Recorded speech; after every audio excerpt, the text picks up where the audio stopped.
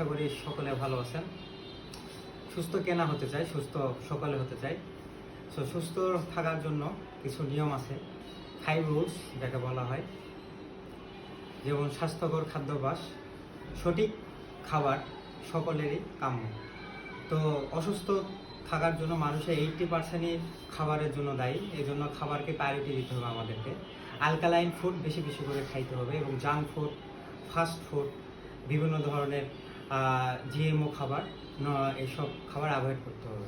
দ্বিতীয়ত আমাদের ঘুম, আমাদের স্লিপ যে সাইকেলটা আছে সেটা ভালো রাখতে হবে।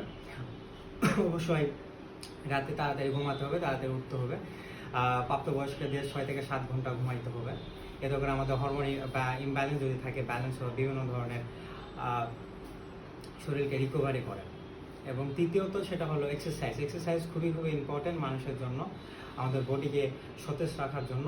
যেমন hit exercise, high interval intensive training খুবই খুবই ইফেক্টিভ। এটা যদি কেউ করে তাহলে খুবই ভালো হয়।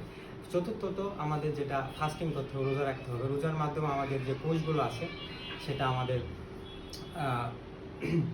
ডিটক্সিফাই হয়, অর্থাৎ সেটা পরিষ্কার হয়।